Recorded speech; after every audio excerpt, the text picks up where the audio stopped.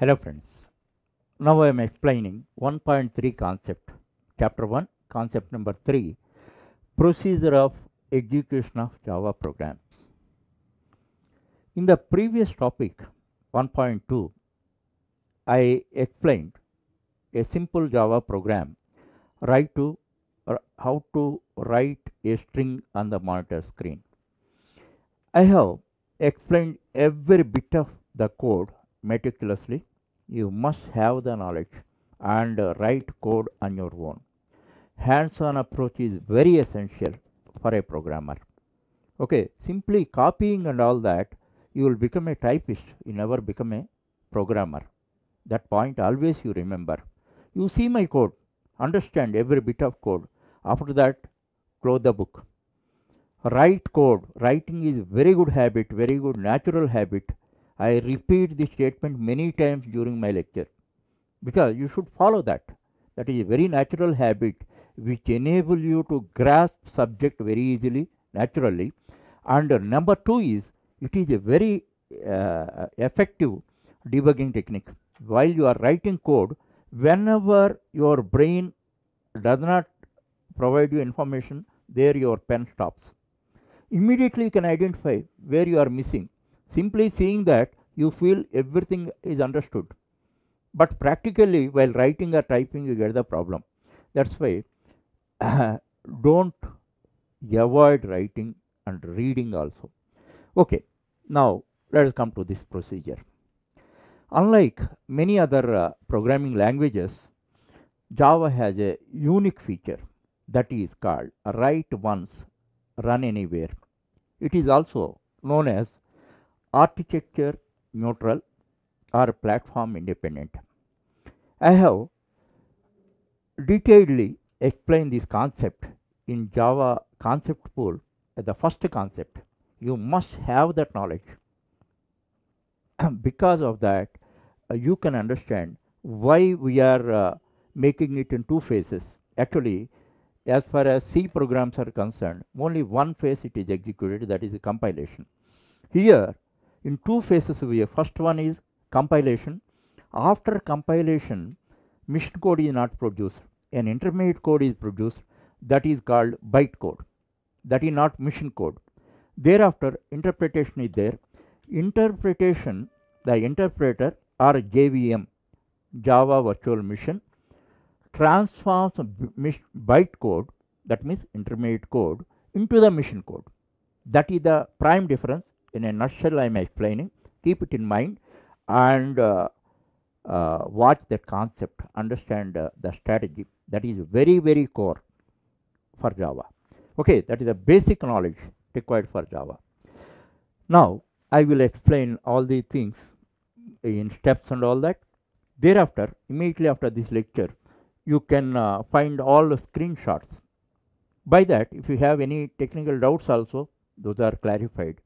And here one more thing, Java in C, from first program onwards, we implement on a IDE like a Turbo C compiler and all that. But here, formally, first we have to learn how to execute on command line. Using command line, how to execute we have to learn. After 4 or 5 chapters and all that, then I will introduce you one compiler, great compiler, Eclipse. Then thereafter, after at least 4 or 5 chapters, all programs you use command line and execute. Thereafter, you can execute on Eclipse. You may get a doubt why in the initially itself I am not introducing compiler, Eclipse compiler and all that. Then once you accustom to that, you never learn the command line procedure. You miss it once for all. That's why a formal procedure of learning Java is first execute programs on command line, subsequently transfer to some compiler. The best compiler, user-friendly compiler is Eclipse. That after 4 or 5 chapters I will introduce how to install that, how to work on that. It's not so easy. Little focus and practice are required. Then only you will tune up. Once you tune up, a matter of 1 or 2 days job. Thereafter, you can do it routinely. Now, we are executing this program using command line. So, all the steps here, 8 steps are there, or every step you understand meticulously and implement. And here some are optional steps. Even though those are optional, if you follow, already I told you, you will be a good programmer. You will be, if you follow conventions and all that, you are a disciplined programmer, not just writing program and executing it. You must have, in a programming world, you should have some discipline. You must maintain discipline. Then only you will become a good programmer. There are good programmers, bad, like in real life. There are good people, there are bad people. There are disciplined people, there are indisciplined people. In the same way, in the programming world also, good programmers and bad programmers. Bad programmers program also may work and give result, but they never care for conventions. If you follow conventions and all that, just you are identified as a disciplined programmer. That point always you remember and proceed. The first step, create a new directory for Java programs. Actually, there are numerous articles in our home. Every time we classify the articles and all that, place them in different rooms and all that, depending on that nature. Just for example, generally used articles by all the people in all the members of the house, then are put in the drawing room. For example, TV, etc. Actually, your study material, study literature and all that are put in your study room, and all kitchen material are organized in the kitchen. Like that, there is a principle for classification of all the articles in our home. In the same way, in computer and all that, you should, how you organize your home and all that, computer also should be organized like that and all that. If you see, many people desktop and all that, desktop is like your drawing room. You have to maintain it very neatly, but it is a heap of icons and all that. Everything they put on desktop and all that. So it is like there is a saying, see the house and thereafter see the housewife. That is the saying. Here, simply seeing our desktop, your discipline is known. Seeing your internal computer and all that, what type of person you are, people can understand. Already I told you, your program, your source program, documents about your discipline and knowledge. In the same way, your computer also, what type of person you are, what type of discipline you have and all that, it tells. That's why, just if you do not know, if you never bothered about it, now bother, now learn. Now, now this is Java All Clear book. So, you create a separate directory for this. Create a separate directory, name it as Jack. Or otherwise, any other name you give, I don't mind. But in one of the drives, like C, D, you create a directory, Jack. Okay.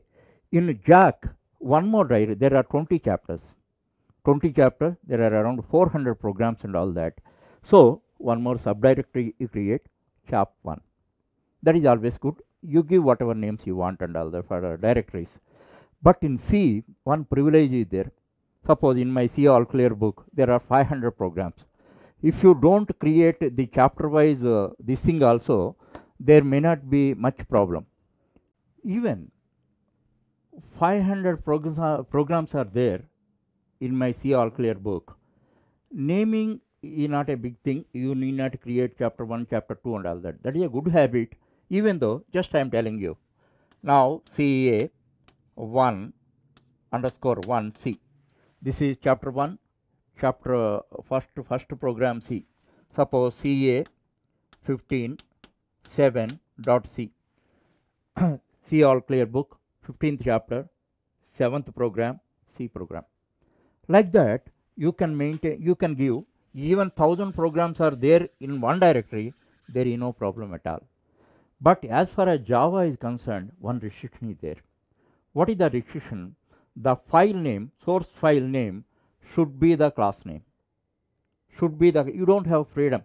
So, whatever class name you have given, you must name it as a file name with Java extension, like C extension, you have to give .java extension. That's why many names are there, simply you cannot identify like this and all, CA15 underscore 7, like that you cannot. That's why in every directory a small number of files are there, you can easily identify. And one more thing also I have to tell you, once you compile that, one class file, bytecode file is created, that is now source file name is first program.java. Then if it is successfully compiled, then first program.class automatically created in the current directory. So for every program, two files are created. In one program only more than one class also you can see little later. Then that many class files are created. That's why lot of confusion is created in identification of files and all that. That's why always strictly follow that. In one of the drive you create JAK, JAK book or some other name you give, I don't mind, and chap1. In chap1 around 15 programs are there. All these programs we execute, and 15 class files also are created. That point always you remember. This is optional, this is up to you. How you organize your house and all that, I can suggest, I cannot force you. So always a disciplined person, then deserved for climbing the manager ladders. You must have discipline. Manager is having discipline, the assistants will have the same discipline, they follow that. Manager does not have discipline, assistants also like that. So first learn discipline, thereafter programming discipline, thereafter learn programming. That what I suggest you every time. Okay, next, open command line window. For opening command line window and all that, you have to go to desktop and start button you press, and then run you click, and one desktop, one dialog box is open. In the dialog box you just simply type CMD and press enter key. Okay, start, run, one command line, one dialog box is open. In that CMD type, and command line window is open. There only you have to execute your program. So after that, after going to command line window is open, then again you have to come to D drive. Already I told you, you create JAK directory. Within the JAK directory, chap1 directory also you created, and both are there. And in this way you should set the path. Set the path means actually you are in computer, your programs are in certain place, because your computer is divided into rooms and all that, different different drives, different directories and all that. So where your program is there and all that, you have to create a path. What is the path, you understand? In your computer there are 4 or 5 drives and all that. This is D drive. Drive means one of the rooms in your home. In that JAK is one shelf.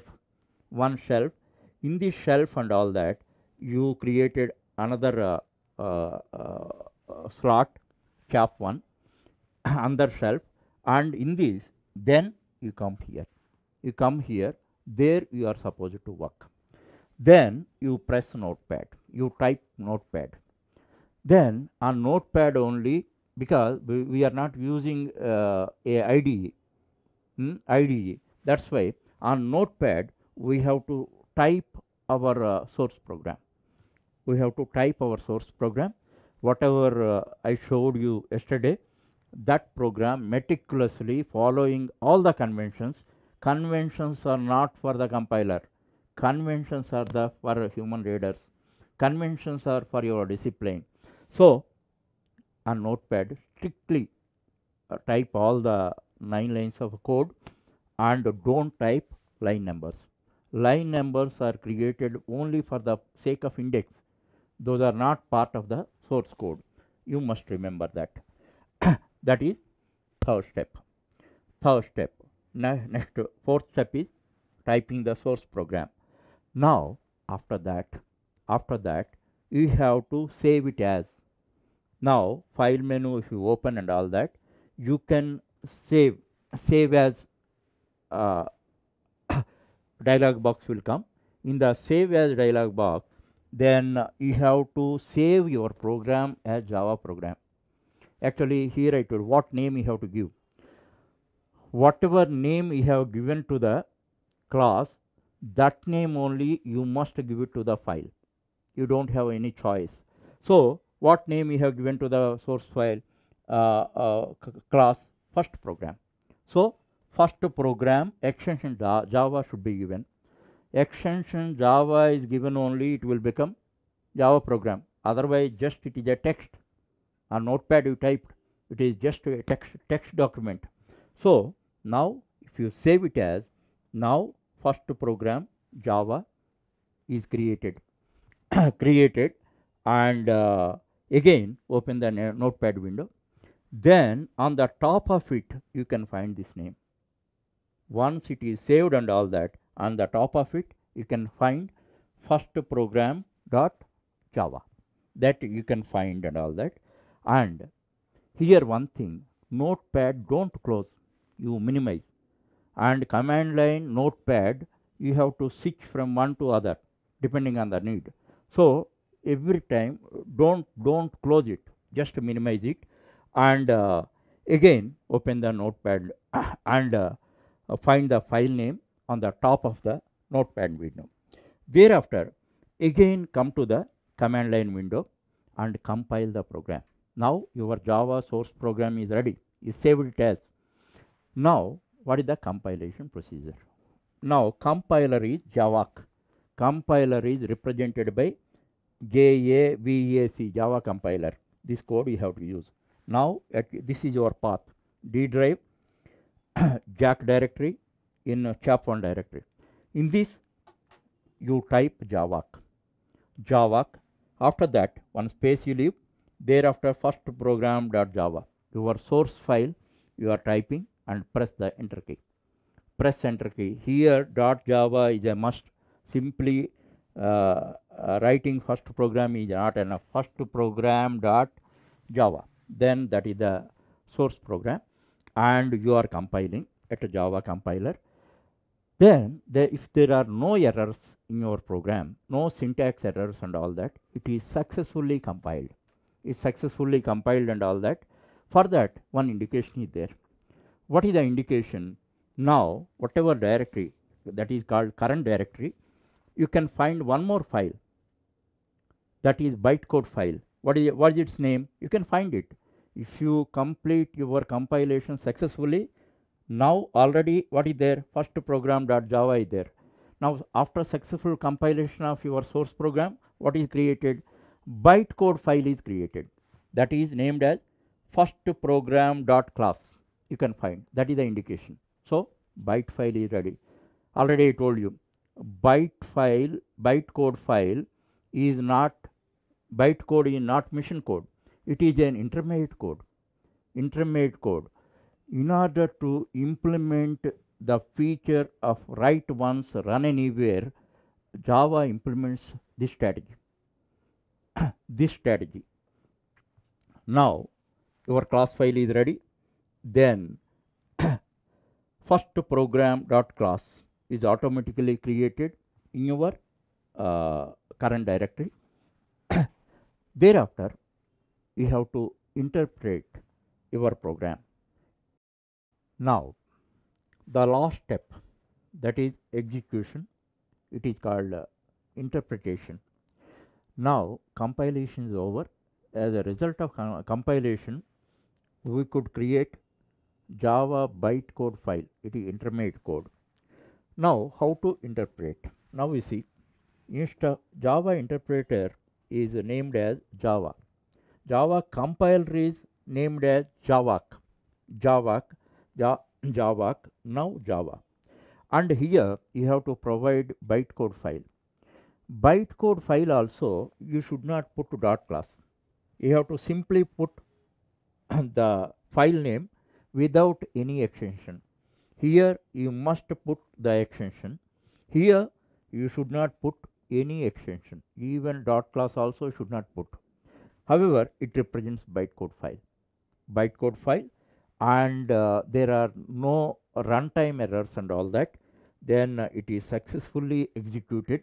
That means bytecode is transformed, converted into machine code. Then the processor can understand and implement whatever instructions you give.